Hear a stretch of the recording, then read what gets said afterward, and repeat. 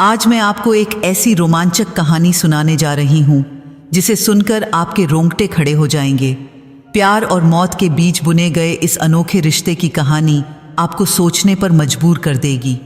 अगर आपको डरने और रोमांच महसूस करने में मज़ा आता है तो जल्दी से फुसफुसाहट को सब्सक्राइब कर लीजिए और साथ ही लाइक, शेयर और कमेंट करना बिल्कुल न भूलें। आइए कहानी शुरू करते हैं। मेरा नाम लोग भूल चुके हैं। शायद मैं भी भूल गई हूँ कि कभी मेरा कोई नाम था, पर इस गुलाब को सब याद रखते हैं। जी हाँ, यह लाल गुलाब जो मेरे हाथ में हमेशा रहता है। हर साल जब प्रपोज डे आता है तो मैं उसी गुलाब को हाथ में लेकर किसी एक इंसान के सामने खड़ी होती हूँ। वही गुलाब जिसकी पंखुड़ियाँ कभी मुरझाती नहीं। मैं जानती हूँ आप सोच रहे होंगे कि यह कैसा गुलाब है जो कभी मुरझाता नहीं। कोई फूल हफ्तों तक ताज़ा कैसे रह सकता है, पर मैं आपको सच बता रही हूँ। यह गुलाब पिछले 13 सालों से मेरे पास है और इसकी एक भी पंखुड़ी सूखी नहीं है, बल्कि हर साल यह और लाल और चमकदार हो जाता है, जैसे किसी ताजे खून से नहाया हुआ हो। लोग अक्सर मुझसे पूछते हैं, हर साल नया गुलाब क्यों नहीं लेती? मैं बस मुस्कुरा देती हूँ, क्योंकि उन्हें क्या पता, यह गुलाब मेरा नहीं, मैं इसकी हूँ। यह मेरी मालकिन है और मैं इसकी गुलाम। मुझे याद है वह दिन जब यह सब शुरू हुआ था।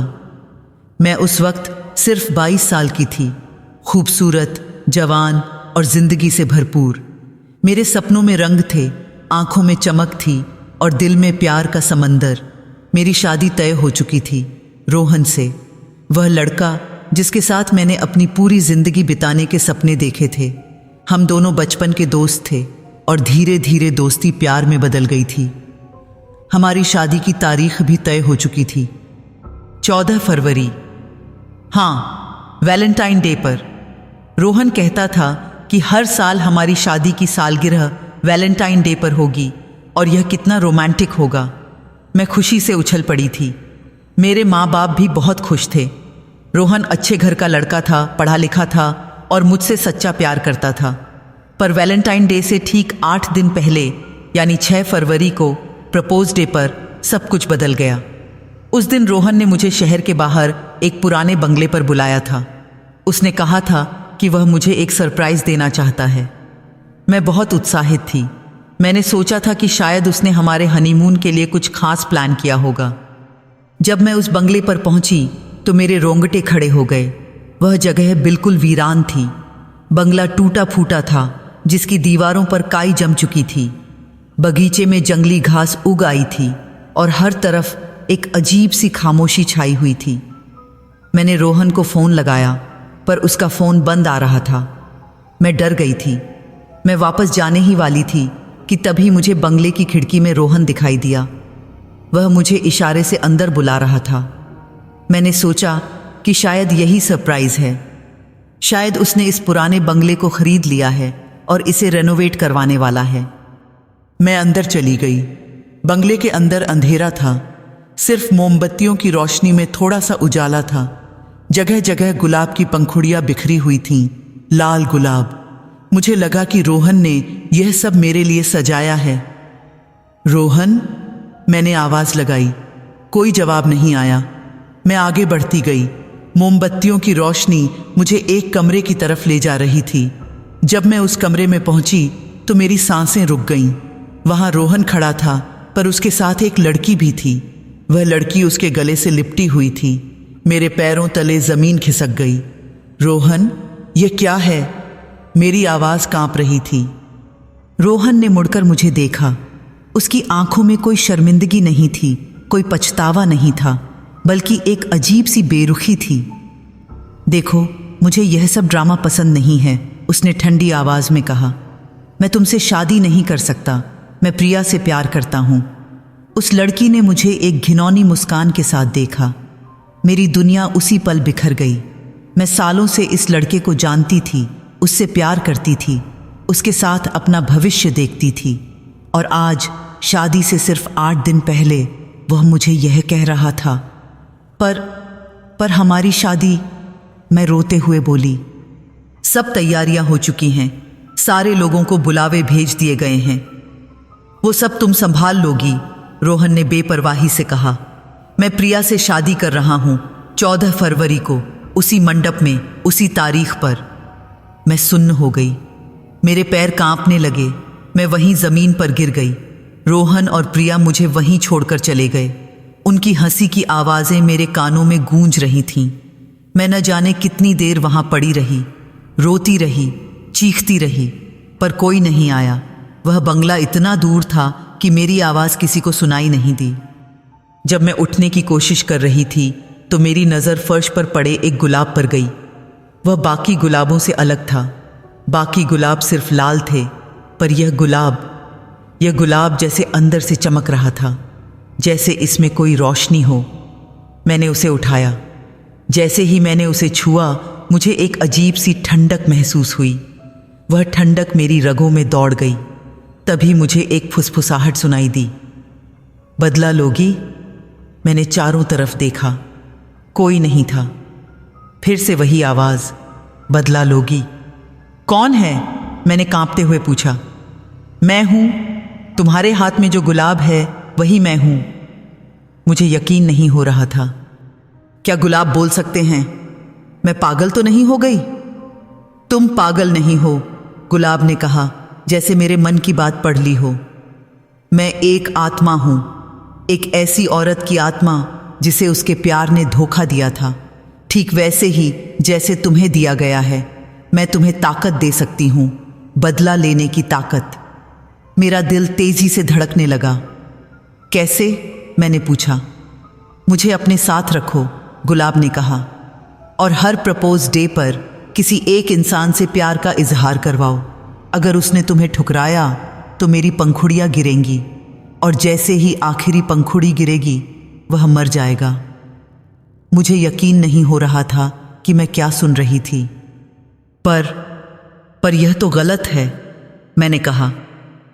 गलत? गुलाब ने कहा। क्या रोहन ने तुम्हारे साथ जो किया वो सही था? क्या प्रिया ने तुम्हारी जिंदगी बर्बाद करके सही किया? नहीं, यह दुनिया क्रूर है, और क्रूर दुनिया में बचने के लिए तुम्हें भी क्रूर बनना होगा। उस पल मेरे अंदर कुछ टूट गया। मेरी मासूमियत, मेरा भरोसा, मेरा प्यार, सब कुछ। मैंने गुलाब को कसकर पकड़ लिया। ठीक है, मैंने कहा, मैं तुम्हारे साथ हूं। उस रात से यह गुलाब मेरे साथ है, और मैं एक अभिशप्त औरत बन गई हूं। एक ऐसी औरत जो हर साल प्रपोज डे पर किसी की मौत का कारण बनती है। पर क्या करूं? यह गुलाब अब मेरा हिस्सा है। यह मेरी रूह से जुड़ा है। मैं इसे छोड़ नहीं सकती, और सच कहूं तो अब मैं छोड़ना भी नहीं चाहती। उस रात के बाद मैं सीधे घर नहीं गई।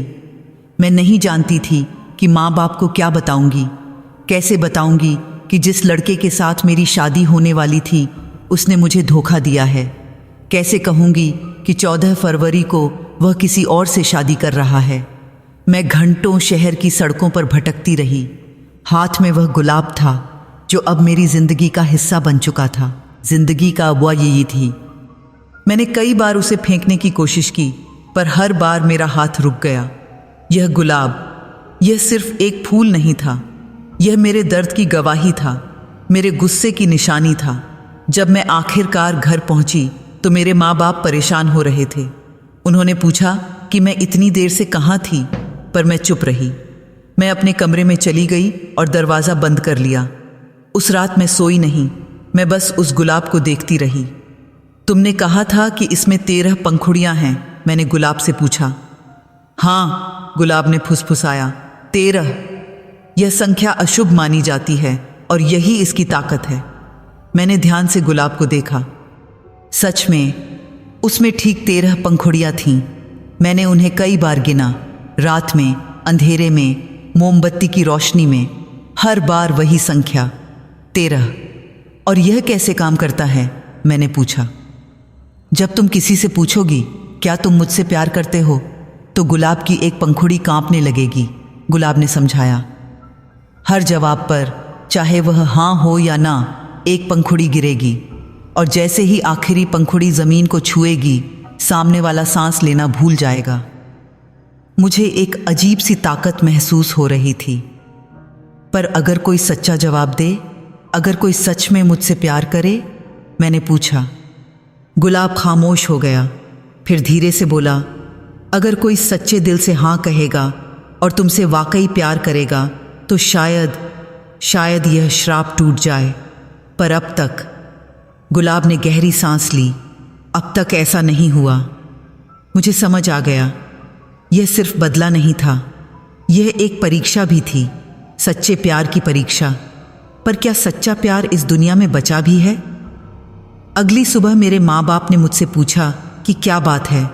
मैं चुप नहीं रह सकती थी। मैंने उन्हें सब कुछ बता दिया, रोहन के धोखे के बारे में, प्रिया के बारे में, सब कुछ। मेरी माँ रो पड़ी। मेरे पिताजी का चेहरा गुस्से से लाल हो गया। मैं उस लड़के को नहीं छोड़ूंगा, पिताजी गरजे। मैं उसके घर जाकर उसे और उसके परिवार को बताऊंगा कि उसने क्या किया है। पर मैंने उन्हें रोक दिया। नहीं पापा, मैंने कहा, अब कोई फायदा नहीं। वह प्रिया से शादी कर रहा है, उसी तारीख पर जो हमारे लिए तय थी। जाने दीजिए। मेरे पिताजी हैरान थे। उन्हें यकीन नहीं हो रहा था कि मैं इतनी शांति से यह सब ले रही हूँ। पर उन्हें क्या पता कि मेरे अंदर कितना तूफान चल रहा था। मैं बदला लेने वाली थी, पर अपने तरीके से। अगले कुछ दिन मैंने घर में ही रहकर गुजारे। मैं बाहर नहीं निकली, लोगों से मिलने से कतराती रही। मुझे शर्म आती थी। शर्म इस बात की कि मुझे धोखा दिया गया। शर्म इस बात की कि जिस लड़के को मैंने अपनी जिंदगी समझा, वह किसी और के साथ भाग गया। 14 फरवरी आ गई, वैलेंटाइन डे, वह दिन जो मेरी शादी का दिन होना चाहिए था। मैंने सुना कि रोहन ने सच में प्रिया से शादी कर ली, उसी मंडप में जो मेरे लिए सजाया गया था। मेरे रिश्तेदारों और दोस्तों ने यह सब देखा। मेरी बेइज्जती हुई, पर मैं चुप रही। उस रात मैं अपने कमरे में अकेली बैठी थी। गुलाब मेरे हाथ में था। अब क्या? मैंने पूछा। अब इंतज़ार करो, गुलाब ने कहा। अगले साल प्रपोज डे पर तुम्हारा पहला शिकार मिलेगा। शिकार? मैंने हैरान होकर पूछा। हाँ, वह पहला इंसान जिससे तुम यह सवाल पूछोगी, और जब वह तुम्हें ठुकराएगा तो मेरी पहली पंखुड़ी गिरेगी और उसकी जिंदगी खत्म हो जाएगी। मुझे डर लग रहा था। क्या मैं सच में यह कर सकती हूँ? क्या मैं किसी की मौत का कारण बन सकती हूँ? पर फिर मुझे रोहन की याद आई, उसकी बेरुखी याद आई, प्रिया की घिनौनी मुस्कान याद आई, और मेरा दिल सख्त हो गया। ठीक है, मैंने कहा, मैं तैयार हूँ। 1 साल बीत गया, एक पूरा साल जो मेरे लिए नरक से कम नहीं था। मैं जिंदा थी, पर जी नहीं रही थी। लोग मुझे देखते और फुसफुसाते, देखो वही लड़की है जिसे शादी से पहले छोड़ दिया गया था। उनकी नज़रों में तरस था, कुछ की नज़रों में मजाक। पर मैंने सब कुछ सहा, चुपचाप। मेरे माँ बाप ने कई बार मुझे समझाया कि मैं आगे बढ़ूं। उन्होंने कुछ रिश्ते भी देखे मेरे लिए, पर मैंने सबको मना कर दिया। मैं किसी से शादी नहीं करना चाहती थी। मेरा दिल मर चुका था, और जो बची थी वह सिर्फ बदले की आग थी। उस 1 साल में मैंने गुलाब को हमेशा अपने पास रखा, कभी अपने बैग में, कभी अपने कमरे की दराज में। पर वह हमेशा मेरे साथ रहा, और हर रात वह मुझसे बातें करता, मुझे मेरे मिशन की याद दिलाता, मुझे मजबूत बनाता। और फिर आया 6 फरवरी, प्रपोज डे। वही दिन जब रोहन ने मुझे धोखा दिया था। मैं उस दिन सुबह से ही बेचैन थी। गुलाब मेरे हाथ में कांप रहा था, जैसे वह भी इंतजार कर रहा हो। आज का दिन है, गुलाब ने फुसफुसाया। आज तुम्हें अपना पहला सवाल पूछना है। मेरे हाथ कांपने लगे। पर किससे? मैंने पूछा। वह तुम्हें मिल जाएगा, गुलाब ने कहा। बस बाहर निकलो, नियति तुम्हें उस तक ले जाएगी।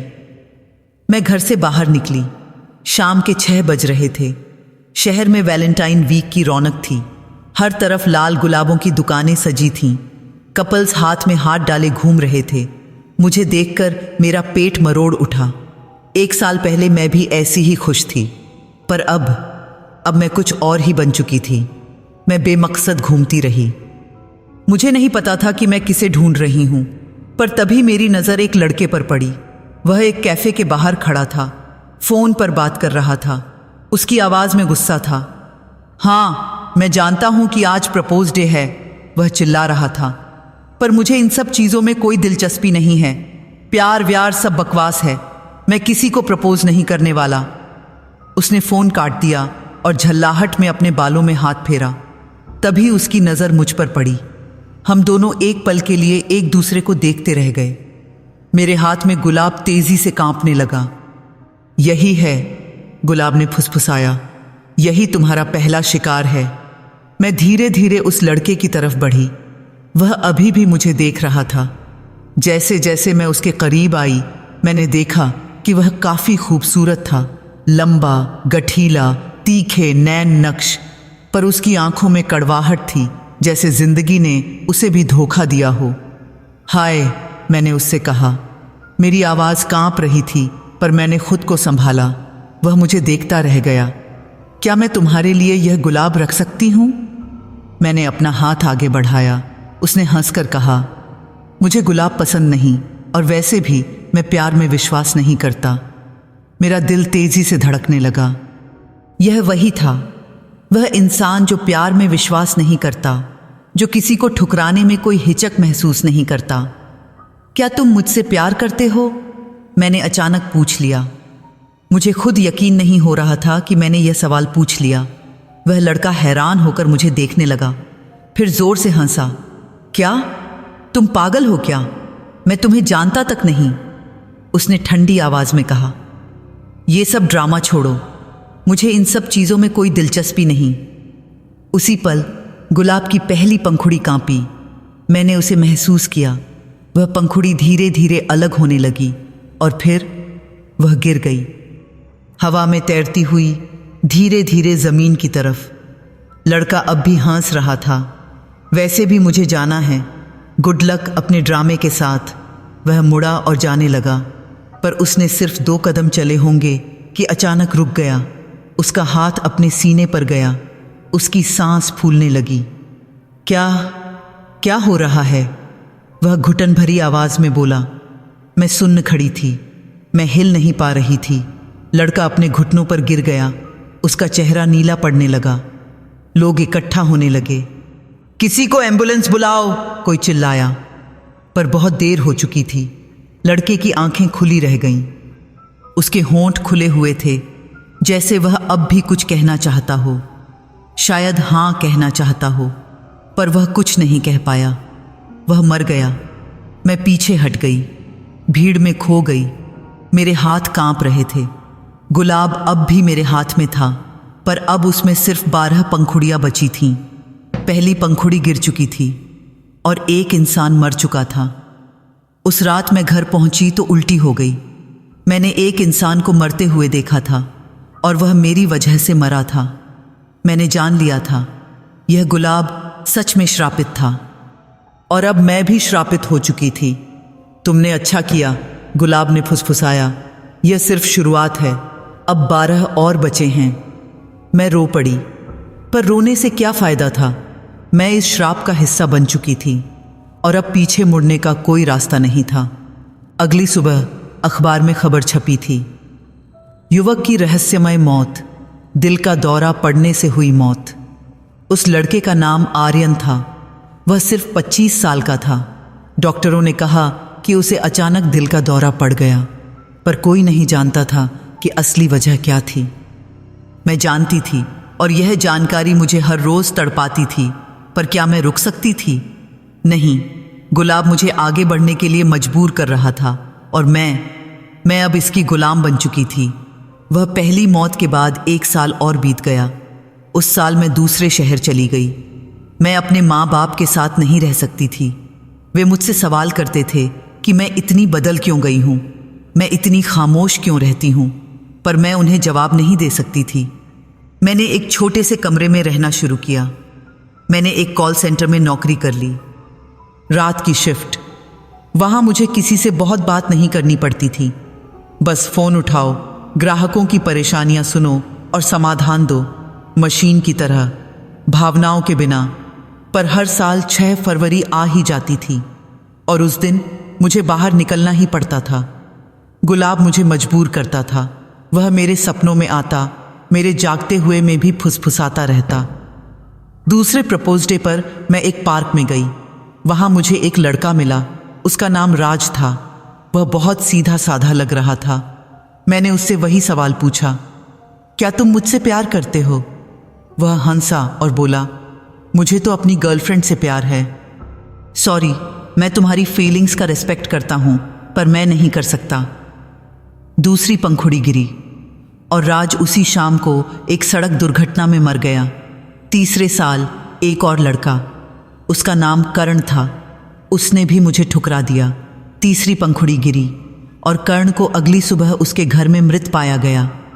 डॉक्टरों ने कहा कि उसने आत्महत्या कर ली, पर मैं जानती थी कि यह आत्महत्या नहीं थी, यह गुलाब का श्राप था। ऐसे ही साल बीतते गए।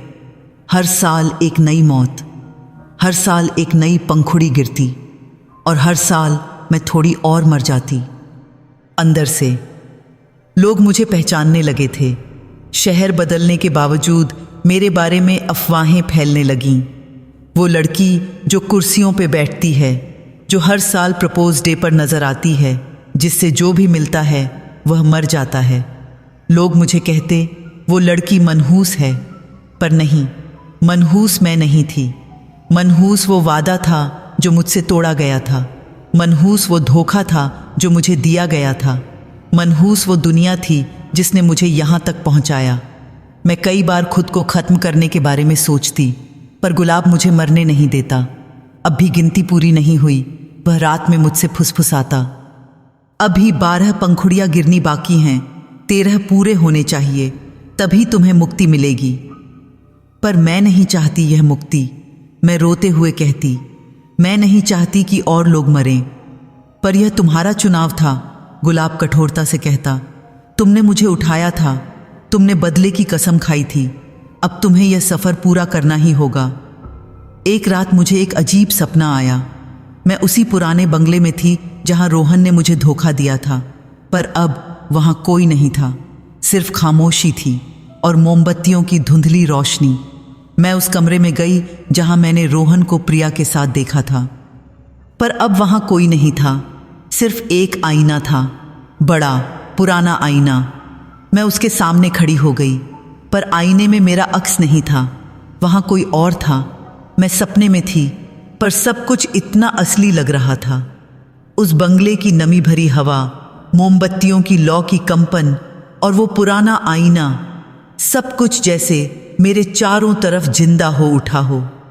मैं आईने के सामने खड़ी थी, पर मेरा अक्स वहाँ नहीं था। उसकी जगह एक दुल्हन खड़ी थी, लाल जोड़े में, भारी भरकम लहंगा, सोने के गहने और माथे पर सिंदूर। पर उसकी आंखें खाली थीं, जैसे उनमें कोई रूह न हो। मैं पीछे हटने की कोशिश करती, पर मेरे पैर जम गए। दुल्हन धीरे धीरे मेरी तरफ मुड़ी। उसके गले में गुलाब का हार था, वही लाल गुलाब, और उसकी गर्दन पर गहरे नीले निशान थे, रस्सी के निशान। कौन हो तुम? मेरी आवाज़ कांप रही थी। दुल्हन ने अपने होंठ हिलाए। उसकी आवाज़ ठंडी थी, मृत्यु जितनी ठंडी। मैं वही हूँ जो तुम हो, मैं वही हूँ जो तुम बनने वाली हो, उसने कहा। मैं समझी नहीं, मैं बोली। दुल्हन ने एक लंबी सांस ली, फिर बोलना शुरू किया। मेरा नाम माधुरी था। 70 साल पहले मैं भी तुम्हारी तरह थी, जवान, खूबसूरत और प्यार में पागल। मेरी शादी तय हो चुकी थी। मेरे मंगेतर का नाम विक्रम था। मैं उससे बेइंतहा प्यार करती थी। उसके लिए मैं अपनी जान भी दे सकती थी। उसकी आवाज़ में दर्द था, गहरा, पुराना दर्द। शादी की तैयारियां हो रही थीं। मेरे घर वाले बहुत खुश थे, पर शादी से सिर्फ 1 हफ्ते पहले मुझे पता चला कि विक्रम किसी और से प्यार करता है, एक अमीर लड़की से। उसने मुझसे कहा कि वह मुझसे शादी नहीं कर सकता। उसने कहा कि हमारा रिश्ता एक गलती थी। मेरा दिल तेजी से धड़कने लगा। यह कहानी तो मेरी कहानी जैसी थी। मैं टूट गई, माधुरी ने कहा। मैं सह नहीं पाई। बेइज्जती, दर्द, गुस्सा, सब कुछ इतना था कि मैं संभाल नहीं पाई। और एक रात मैंने अपने ही घर में अपने दुल्हन के जोड़े पहनकर फांसी लगा ली। मेरी सांस रुक गई। उसके गले पर वो निशान, वो फांसी के निशान थे। पर मैं मर नहीं पाई, माधुरी ने कहा। मेरी रूह यहीं फंस गई, इस बंगले में, और मेरी रूह ने एक श्राप दिया। मैंने कसम खाई कि जब तक कोई मुझसे सच्चा प्यार नहीं करेगा, जब तक कोई मुझे पूरे दिल से कबूल नहीं करेगा, मैं हर उस इंसान को सज़ा दूंगी जो प्यार को ठुकराएगा। और गुलाब? मैंने पूछा। वो गुलाब मेरा हथियार बन गया, माधुरी ने कहा। वह गुलाब जो विक्रम ने मुझे पहली बार दिया था। जब मैं मरी तो वह गुलाब मेरे साथ मर गया और मेरी रूह उसमें बस गई। 13 पंखुड़ियाँ 13 मौतों के लिए। जब 13 लोग मेरे श्राप से मरेंगे तो शायद मुझे मुक्ति मिल जाएगी। पर मैं बोलने की कोशिश करती। तुमने उस गुलाब को उठाया, माधुरी ने कहा। तुमने अपनी मर्जी से मुझे अपने जीवन में आने दिया। अब तुम मेरी वाहक हो। तुम वो हो जो मेरे श्राप को पूरा करेगी। और जब तक तुम यह नहीं करोगी, तुम मर भी नहीं सकती। तुम जिंदा रहोगी पर जीवित नहीं। तुम सांस लोगी पर मरी हुई रहोगी। मैं घुटनों पर गिर गई। नहीं, नहीं, मैं नहीं चाहती यह सब। पर अब कोई रास्ता नहीं है, माधुरी ने कठोरता से कहा। जब तक कोई तुमसे पूरा प्यार नहीं करेगा, जब तक कोई तुम्हें पूरी तरह कबूल नहीं करेगा, हर प्रपोज की कीमत मौत होगी। और जब 13 मौतें हो जाएगी तब जाकर तुम्हें आज़ादी मिलेगी। या फिर मैंने उम्मीद भरी नज़रों से पूछा। या फिर कोई तुमसे सच्चे दिल से प्यार करे, माधुरी ने कहा। कोई ऐसा जो तुम्हारे सवाल का जवाब हाँ में दे, पूरे मन से, बिना किसी डर के, बिना किसी शर्त के। तब शायद यह श्राप टूट जाए। पर यकीन मानो, उसकी आवाज़ में कड़वाहट थी। 70 सालों में ऐसा कोई नहीं मिला, क्योंकि सच्चा प्यार अब इस दुनिया में बचा ही नहीं। मेरी आंखों से आंसू बह रहे थे। तुमने मुझे बर्बाद कर दिया।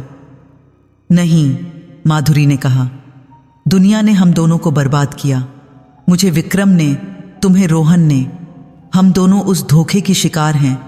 फर्क सिर्फ इतना है कि मैं मर गई और तुम अभी भी जी रही हो।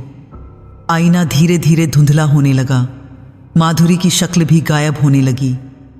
पर जाने से पहले उसने आखिरी बात कही। जब तक कोई पूरा प्यार नहीं करेगा, हर प्रपोज की कीमत मौत होगी। यह मेरा श्राप है और अब यह तुम्हारी नियति भी। मैं चीखती हुई जागी। मेरा पूरा शरीर पसीने से लथपथ था। मेरे हाथ में गुलाब था जो अब भी कांप रहा था। मैं समझ गई, मैं सिर्फ एक माध्यम थी। असली श्राप तो माधुरी का था और मैं उसकी ठुकराई हुई दुल्हन की तरह इस अभिशाप को ढो रही थी। पर क्या सच में कोई ऐसा होता है जो पूरे दिल से प्यार कर सके? क्या सच में इस श्राप को तोड़ा जा सकता है? मुझे नहीं पता था, पर मुझे पता था कि अगर ऐसा नहीं हुआ तो मैं हमेशा के लिए इस गुलाब की गुलाम बनी रहूंगी। 12 साल बीत चुके थे। 12 प्रपोज डे, 12 मौतें। गुलाब में अब सिर्फ एक पंखुड़ी बची थी, आखिरी पंखुड़ी। और इस साल तुम मिले। मैं अब 33 साल की हो चुकी थी। बाहर से मैं वैसी ही दिखती थी जैसी 22 की उम्र में दिखती थी। गुलाब के श्राप ने मुझे बूढ़ा नहीं होने दिया। मैं वक्त में जमी हुई थी, एक ऐसी औरत जो न जी रही थी न मर रही थी। 6 फरवरी फिर से आ गई। 13वां प्रपोज डे, आखिरी मौका। मैं जानती थी कि अगर आज भी किसी ने मुझे ठुकरा दिया तो मैं आज़ाद हो जाऊंगी। पर किस कीमत पर? 13वीं मौत की कीमत पर। मैं शहर के उसी पुराने पार्क में गई जहां मैं हर साल जाती थी। शाम के 6 बज रहे थे। हवा में ठंडक थी। मेरे हाथ में गुलाब था जिसमें अब सिर्फ एक पंखुड़ी बची थी। वह पंखुड़ी कांप रही थी, जैसे वह भी जानती हो कि आज का दिन खास है। मैं एक बेंच पर बैठ गई। मैं इंतज़ार कर रही थी। नियति किसी को मेरे पास भेजेगी, अड़के थी। वह आखिरी इंसान जो या तो मुझे आज़ाद करेगा या फिर इस श्राप को तोड़ देगा। और फिर तुम आए। तुम अलग थे, बाकी सबसे अलग। तुम्हारी आंखों में डर नहीं था, तुम्हारे चेहरे पर वो कड़वाहट नहीं थी जो बाकी लोगों में होती थी। तुम शांत थे, जैसे जिंदगी ने तुम्हें सब कुछ सिखा दिया हो, पर तुमने उम्मीद नहीं छोड़ी हो। तुम मेरे पास आए और बोले, क्या मैं यहाँ बैठ सकता हूँ? मैं सकते में आ गई। 12 सालों में किसी ने मुझसे इतनी विनम्रता से बात नहीं की थी। मैंने सिर हिलाया, तुम बैठ गए। हम दोनों चुप थे। कुछ देर बाद तुमने कहा, आज प्रपोज डे है, पर मुझे इन सब चीज़ों में कभी दिलचस्पी नहीं रही। प्यार बहुत जटिल चीज़ है। मैंने तुम्हारी तरफ देखा। तुम प्यार में विश्वास नहीं करते? मैंने पूछा। तुमने मुस्कुराकर कहा, नहीं, मैं विश्वास करता हूँ, पर मैं यह भी जानता हूँ कि प्यार आसान नहीं होता। वह तकलीफ देता है, तोड़ता है और फिर से बनाता है, पर अगर सच्चा हो तो वह सब कुछ बदल सकता है। मेरा दिल तेजी से धड़कने लगा। तुम दूसरों से अलग थे। मैंने गहरी सांस ली और वह सवाल पूछ लिया, क्या तुम मुझसे प्यार करते हो? तुमने हैरानी से मुझे देखा, फिर धीरे से मुस्कुराए। मैं तुम्हें जानता भी नहीं, पर तुम रुके। गुलाब की आखिरी पंखुड़ी तेजी से कांपने लगी। पर मैंने पूछा। मेरी सांसें थम गई थीं। पर मैं यह कह सकता हूं, तुमने कहा, कि अगर तुम मुझे मौका दोगी तो शायद मैं तुमसे प्यार कर सकता हूं। मैं तुम्हें जान सकता हूं, और अगर वो जानना सच्चा हुआ तो हाँ, मैं तुमसे प्यार करूंगा। तुमने हाँ कहा। तुमने सच में हाँ कहा। गुलाब कांपा, जोर से कांपा, और फिर एक एक करके 12 पंखुड़ियां गिर गईं। वे सब पंखुड़ियां जो 12 सालों में गिरी थीं, वे सब वापस आईं और गिर गईं, हवा में तैरती हुई, धीरे धीरे जमीन पर। बस एक पंखुड़ी बची थी, आखिरी पंखुड़ी। वह अब भी गुलाब से जुड़ी थी, और वह अब नहीं कांप रही थी। मैं अवाक थी। यह कैसे हो सकता था? 12 पंखुड़ियां एक साथ गिर गईं, पर आखिरी पंखुड़ी, वह अब भी बची थी। तुम भी हैरान थे। तुम उन पंखुड़ियों को देख रहे थे जो हवा में तैरकर जमीन पर गिर रही थीं। यह क्या हो रहा है? तुमने पूछा। मैं कुछ नहीं बोली। मैं सिर्फ गुलाब को देख रही थी। वह गी का भी गुलाब जो अब सिर्फ एक पंखुड़ी के साथ बचा था। मुझसे एक और सवाल पूछना है, गुलाब ने फुसफुसाया। सिर्फ मैं ही उसकी आवाज़ सुन सकती थी। आखिरी सवाल। अगर उसने इसका भी सही जवाब दिया तो तुम आज़ाद हो जाओगी, पर अगर नहीं। मैं समझ गई, यह सिर्फ प्यार का इजहार नहीं था, यह प्रतिबद्धता की परीक्षा थी। मैंने कांपती आवाज़ में पूछा, शादी करोगे मुझसे? तुमने मेरी आंखों में देखा, गहराई से देखा। मुझे लगा कि तुम मेरी रूह में झांक रहे हो। तुम मेरे अतीत को, मेरे दर्द को, मेरे पापों को देख रहे हो। और फिर तुम चुप रह गए। चुप्पी, बस चुप्पी। वो चुप्पी जो सबसे बड़ा इनकार होती है। मेरा दिल टूटने लगा। मैं जानती थी कि यह होने वाला था। कोई भी मुझसे शादी क्यों करना चाहेगा? मैं एक श्रापित औरत हूँ। मैं एक हत्यारी हूँ। मैंने 12 लोगों की जान ली है। कौन होगा जो मुझे कबूल करेगा? आखिरी पंखुड़ी कांपने लगी। धीरे धीरे वह अलग होने लगी। मैं जानती थी कि अब क्या होने वाला है। तुम मरने वाले थे और मैं आज़ाद होने वाली थी। पर अजीब बात थी, मैं आज़ादी नहीं चाहती थी, नहीं इस कीमत पर। तुम अलग थे। तुमने मुझे ठुकराया नहीं था। तुम बस चुप थे। शायद तुम सोच रहे थे, शायद तुम समझने की कोशिश कर रहे थे। नहीं, मैं रोते हुए बोली, नहीं, मुझे माफ़ कर दो। मैं नहीं चाहती कि तुम मरो। तुम अलग हो, तुम अच्छे हो। तुमने हैरान होकर मुझे देखा। मैं मरने वाला हूं? तुमने पूछा, पर तुम्हारी आवाज़ में डर नहीं था, बस जिज्ञासा थी। मैंने सब कुछ बता दिया, रोहन के बारे में, गुलाब के बारे में, माधुरी के बारे में और उन 12 मौतों के बारे में। तुम चुपचाप सुनते रहे। जब मैं बोल चुकी तो तुमने एक लंबी सांस ली। तो तुम इस श्राप की शिकार हो, तुमने कहा, और अब मैं 13वां शिकार बनने वाला हूं। मैं रो पड़ी। मुझे माफ़ कर दो। मैं नहीं चाहती थी कि यह सब हो। मैं बस बदला लेना चाहती थी, पर अब मैं समझ गई हूँ कि यह गलत था। तुमने मेरा हाथ पकड़ लिया। तुम्हारी छुअन गर्म थी, जिंदगी से भरी हुई। तुमने मुझसे पूछा था कि क्या मैं तुमसे शादी करूँगा। तुमने कहा। मैं चुप इसलिए रहा क्योंकि मैं सोच रहा था, पर अब मैं जवाब देता हूँ। मेरी सांसें थम गईं। आखिरी पंखुड़ी अब गिरने ही वाली थी। हाँ, तुमने कहा। हाँ, मैं तुमसे शादी करूँगा। उसी पल आखिरी पंखुड़ी गिरी, पर जैसे ही वह ज़मीन को छूने वाली थी, वह रुक गई, हवा में ठहर गई, और फिर वह वापस गुलाब की तरफ उड़ने लगी। सारी 12 पंखुड़ियाँ भी वापस उड़ने लगीं। वे सब वापस गुलाब से जुड़ गईं। गुलाब फिर से पूरा हो गया, 13 पंखुड़ियों के साथ। पर अब वह लाल नहीं था, वह सफ़ेद हो गया था, एक खूबसूरत सफ़ेद गुलाब। मैंने उसे देखा तो हैरान रह गई, और फिर मैंने माधुरी की आवाज़ सुनी। तुमने कर दिखाया। उसकी आवाज़ में अब कड़वाहट नहीं थी, बल्कि शांति थी। तुम्हें कोई मिल गया जो तुमसे सच्चा प्यार करता है, जो तुम्हारे अतीत को, तुम्हारे पापों को जानते हुए भी तुम्हें कबूल करता है। श्राप टूट गया। अब तुम आज़ाद हो, और मैं भी। मैंने आसमान की तरफ देखा। वहाँ एक रोशनी दिखाई दी। माधुरी की शक्ल दिखाई दी। वह मुस्कुरा रही थी। अब उसके चेहरे पर दर्द नहीं था, वह शांत थी। धन्यवाद, उसने कहा, और फिर वह गायब हो गई। मैं तुम्हारी तरफ मुड़ी। तुम मुझे देख रहे थे। तुम्हारी आंखों में कोई डर नहीं था। तुमने धीरे से कहा, मैं मरने वाला हूँ क्या? मैंने सिर हिलाया।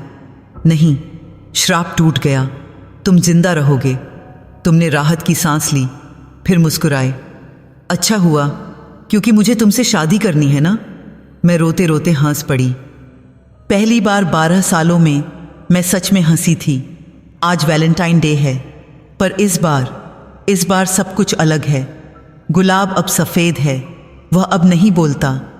वह अब सिर्फ एक गुलाब है, एक खूबसूरत निर्दोष गुलाब। तुम मेरे साथ हो। हम शादी करने वाले हैं अगले महीने। तुमने मुझे अपने परिवार से मिलवाया, उन्हें सब कुछ बताया। उन्होंने मुझे कबूल किया। तुम्हारी माँ ने कहा, हर किसी के अतीत में कुछ अंधेरा होता है, पर जो आगे बढ़कर रोशनी खोजे वही सच्चा इंसान है। मैंने अपने माँ बाप को फ़ोन किया। 12 सालों के बाद वे रो पड़े। उन्हें लगा था कि मैं मर गई हूँ, पर मैं जिंदा थी, और अब मैं सच में जी रही थी। मैं उस पुराने बंगले में गई जहाँ यह सब शुरू हुआ था। वह अब भी वीरान था, पर अब वहाँ वह अजीब सी खामोशी नहीं थी, वहाँ शांति थी। मैंने उस कमरे में जाकर माधुरी को धन्यवाद कहा। मुझे पता था कि वह अब वहाँ नहीं थी, वह आज़ाद हो चुकी थी, पर मैं उसे याद करना चाहती थी, उसे धन्यवाद देना चाहती थी। आज जब मैं तुम्हारे साथ हूँ, मुझे महसूस होता है कि ज़िंदगी ने मुझे दूसरा मौका दिया है। मैंने बहुत गलतियाँ की। मैंने 12 लोगों की जान ली। वह पाप मुझे हमेशा सताएगा, पर तुमने मुझे सिखाया कि माफ़ी और प्यार की ताकत कितनी बड़ी होती है। गुलाब अब मेरे कमरे में एक फूलदान में रखा है, सफ़ेद, पवित्र। वह अब कभी मुरझाएगा नहीं, पर वह अब एक श्राप नहीं, बल्कि एक आशीर्वाद है। वह मुझे याद दिलाता है कि अंधेरे से भी रोशनी निकल सकती है। कभी कभी मुझे लगता है कि क्या अगला वैलेंटाइन भी ऐसा ही होगा? क्या मैं फिर से गुलाब लेकर किसी के सामने खड़ी हो जाऊंगी? पर नहीं, अब सब खत्म हो चुका है। अब मैं आज़ाद हूँ, या शायद मैं फिर से खड़ी हो जाऊंगी, पर इस बार प्यार फैलाने के लिए, मौत नहीं बांटने के लिए। इस बार उस सफ़ेद गुलाब के साथ जो आशा का प्रतीक है, डर का नहीं। अगला वैलेंटाइन फिर आएगा, और शायद अगला प्रपोज तुमसे होगा, जब तुम मुझसे मंडप में खड़े होकर कहोगे, मैं तुम्हें अपनी पत्नी के रूप में कबूल करता हूँ। और इस बार कोई नहीं मरेगा। इस बार सिर्फ प्यार होगा, सच्चा पवित्र प्यार। गुलाब की आखिरी पंखुड़ी अब नहीं गिरेगी, क्योंकि तुमने उसे अपने प्यार से बचा लिया। तुमने मुझे बचा लिया, और अब जब मैं तुम्हें देखती हूँ, मुझे माधुरी की आवाज़ सुनाई देती है। वह फुसफुसाती है, धन्यवाद, तुमने साबित कर दिया कि सच्चा प्यार अब भी इस दुनिया में बचा है, और यही वह चीज़ है जो हर श्राप को तोड़ सकती है। मैं मुस्कुराती हूँ। हाँ, सच्चा प्यार अब भी बचा है और मैंने उसे पा लिया है।